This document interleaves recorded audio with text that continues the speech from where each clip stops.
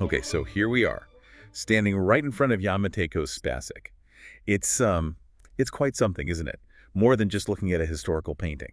It really is. There's this immediate, almost personal connection you feel. It pulls you in. Yeah, it's got this melancholy, Yeah. very different from Matejko's other, grander works. Totally different. I mean, Matejko got famous for those huge historical canvases, right?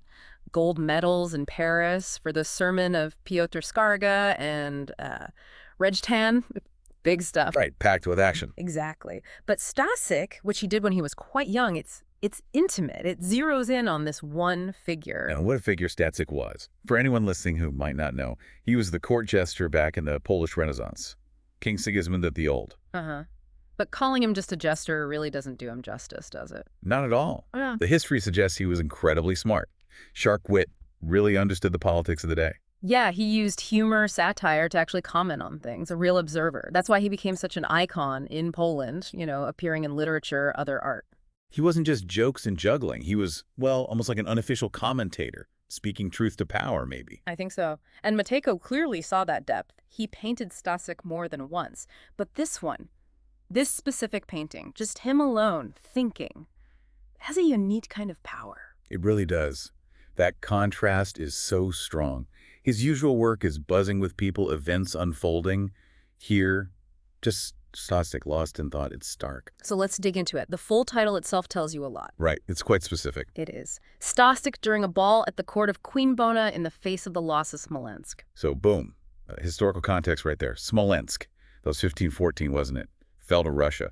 A huge strategic loss for Poland. Exactly. And that letter, the one he's holding, almost certainly the news, the bad news. And you see the contrast immediately. He's devastated, but in the background, There's a ball going on, music, dancing, the court seemingly oblivious. it creates this incredible tension. Is Matejko commenting on the court's carelessness? That little figure with the lute, the dwarf, sometimes seen as a symbol of decadence, right? Mm-hmm. It's often interpreted that way, yeah. Maybe a critique not just of that court, but perhaps of Matejko's own time, too. But here's something interesting. The historical details. They don't quite add up perfectly, do they? No, they don't. And this is fascinating. Queen Bona, mentioned in the title, she only married Sigismund and came to Poland in 1518. That's 4 years after Smolensk fell. Okay, so that's one thing. And then there's the date on the letter itself. If you look closely, it seems to say 1533. Also historically inaccurate for the fall of Smolensk. And Matejko was known for his research, his attention to detail. So these probably aren't just mistakes. Unlikely. It feels deliberate, like he's bending historical fact for artistic or maybe allegorical reasons. Suggesting it's not just about that specific moment in 1514. Maybe it's about something broader. Loss, responsibility, how people react, recurring themes in Polish history, perhaps. That's a strong possibility. It invites interpretation beyond the literal event. Let's talk about how he's put the painting together, the composition. Right. Look how he divides the space. You've got the bright, lively ballroom way in the back. Receding into the distance. Yeah, and then sharply contrasted with this dark, almost claustrophobic room where Stańczyk sits. Right in the foreground. And Stańczyk himself is dead center. The light seems to fall mainly on him, emphasized by those deep shadows behind him. Your eye goes right there. Absolutely. It isolates him. And the colors.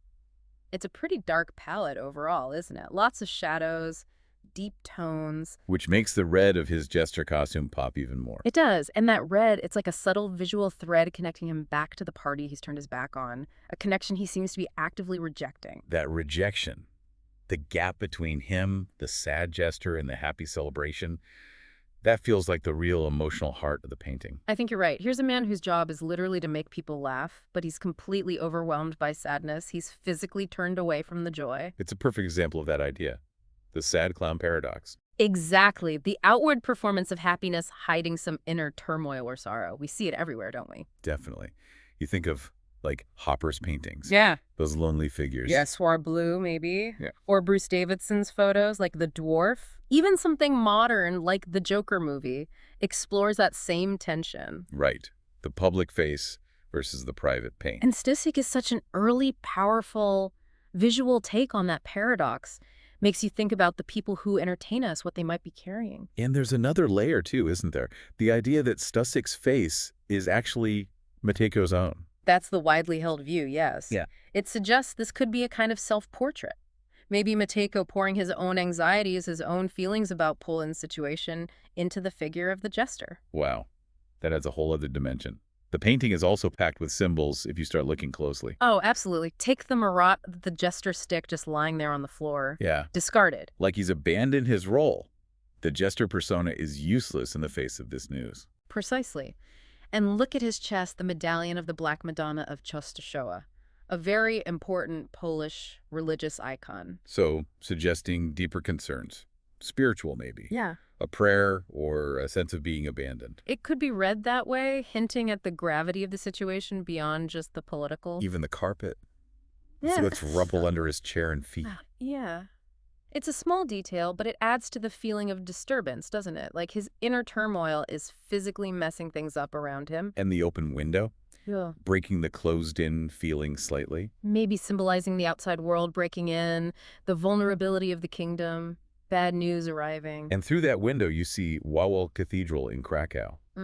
But it's dark, silhouetted. Yeah, the place where kings were crowned. Seeing it like that feels ominous. And then there's the comet streaking across the sky outside. Right, and there was a comet visible in 1514. Comets back then were almost universally seen as bad omens, signs of disaster. So Matejko puts it in, reinforcing that sense of doom. He does. And one more really subtle detail up above the cathedral, those 3 faint stars. Orion's belt. Looks like it.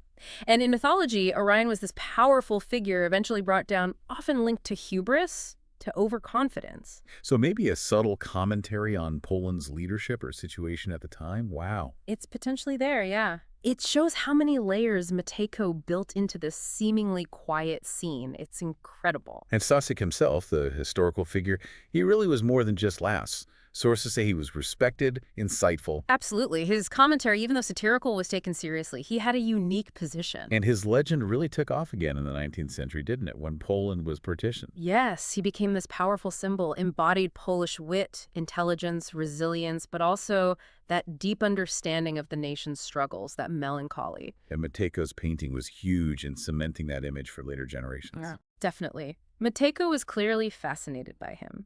You see Stańczyk popping up in other works, and Matejko was influenced by writers like Gosiewski, who wrote about a similar jester figure. So this wasn't just a one-off painting for Matejko. No, it was really important for his early career, helped establish his fame, and it's key to understanding how he thought about Polish history, using Stańczyk as this kind of lens.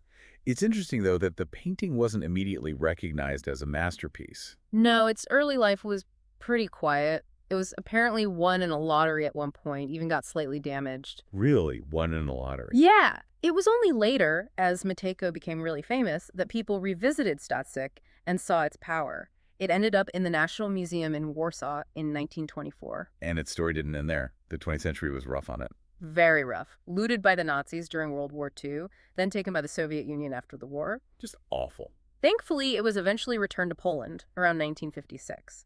So the painting itself has seen some real history. And it still resonates today, doesn't it? I mean, seeing it on the cover of Lady Gaga's recent album, Harlequin. Yeah, that's fascinating. It connects this 19th century painting directly to modern ideas about the fool archetype, especially with the links to the new Joker movie, Folie à Deux. It shows the enduring power of that image. Absolutely. And for anyone listening who wants to see it in person, it's actually going to be part of a major exhibition at the Louvre soon. Oh, really? Yeah, Figures of the Fool, from the Middle Ages to the Romantics. Runs from October 2024 to February 2025. So Stańczyk continues to travel and speak to new audiences. So as we finish our time here with the painting, it just leaves you thinking, doesn't it? The history, the art, the sheer emotional weight of it all. Stańczyk, the wise fool, caught in this moment of profound sadness. It really does, and it makes you ponder that whole fool archetype across history. Why are we still so drawn to figures like Stańczyk? Why does this image of a jester who isn't laughing, who's feeling the weight of the world, still hit so hard centuries later? Yeah. What does his sadness, especially when everyone else is celebrating, tell us? Maybe about the burden of seeing things clearly when others don't want to. Exactly. The responsibility that comes with insight, perhaps. It's definitely something to think about long after you walk away from the painting.